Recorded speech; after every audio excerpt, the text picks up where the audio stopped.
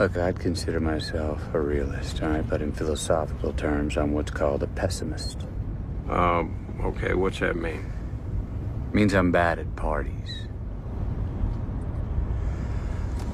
I think human consciousness was a tragic misstep in evolution. We became too self-aware. Nature created an aspect of nature separate from itself. We are creatures that should not exist by natural law.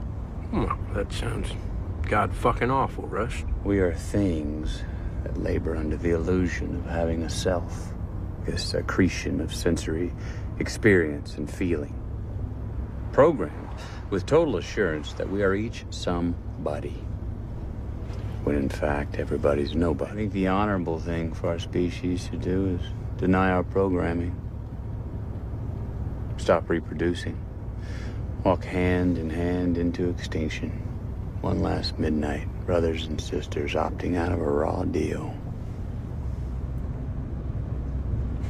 So, what's the point of getting out of bed in the morning? I tell myself I bear witness.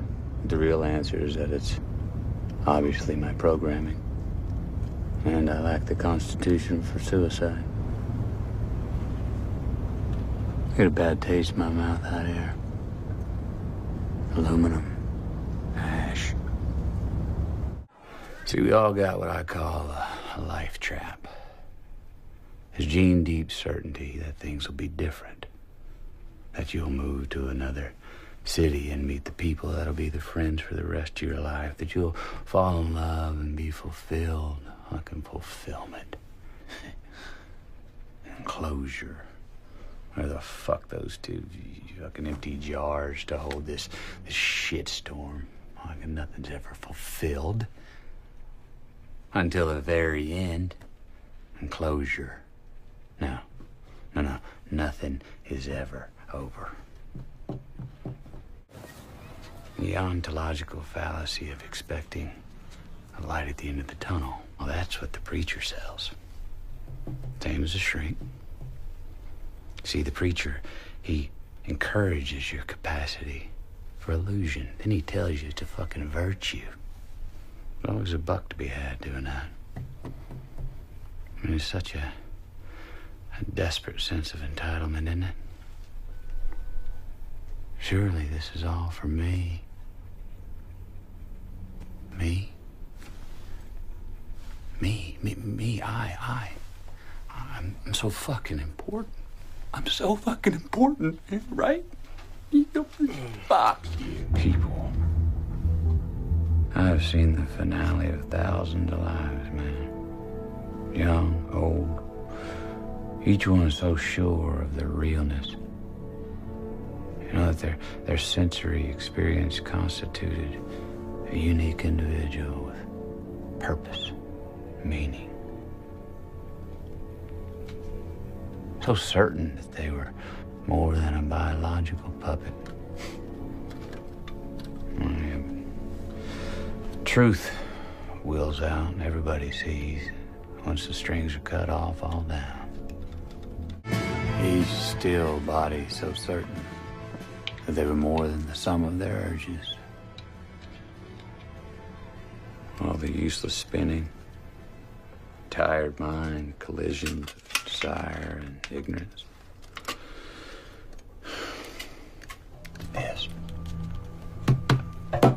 This is what I'm talking about. This is what I mean when I'm talking about time and death and futility.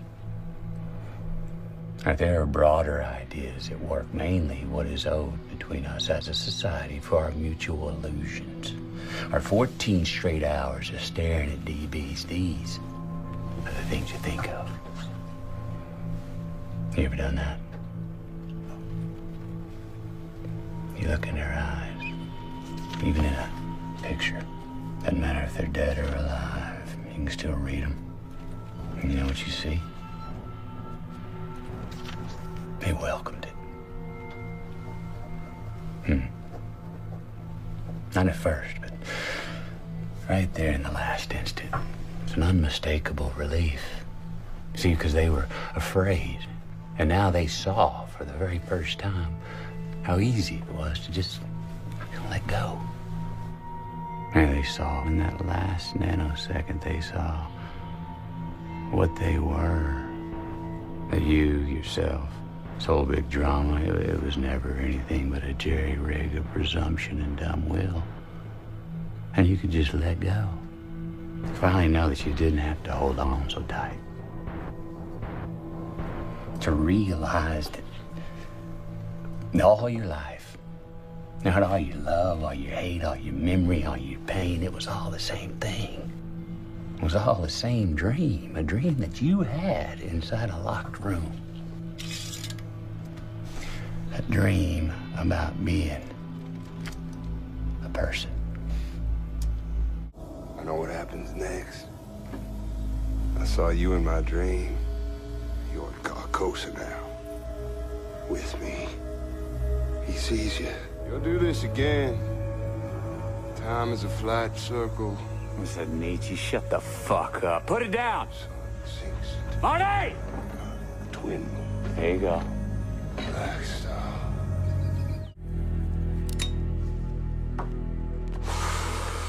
Why should I live in history, huh? Look, I don't want to know anything anymore. This is a world where nothing is solved. When someone once told me time is a flat circle. Everything we've ever done or will do, we're gonna do over and over and over again. And that little boy and that little girl, they're gonna be in that room again. And again. And again. Forever. In this universe, we process time linearly forward. But outside of our space-time, from what would be a fourth dimensional perspective, time wouldn't exist. And from that vantage, could we attain it? We see our space-time would look flattened, like a single sculpture with matter and a superposition of every place it ever occupied. Or sentience just cycling through our lives like carts on a track.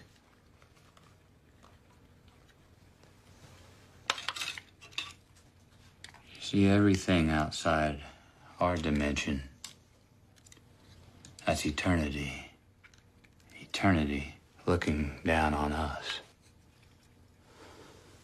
Now, to us, it's a sphere. But to them, it's a circle.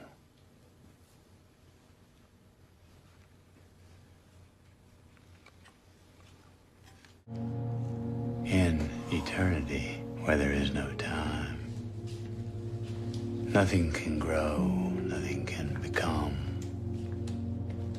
nothing changes. So death created time to grow the things that it would kill. And you are reborn, but into the same life that you've always been born into. I mean, how many times have we had this conversation, detectives? Well, who knows? And you can't remember your lives. You can't change your lives. And that is the terrible and secret fate of all life. You're trapped. Like a nightmare you keep waking up into.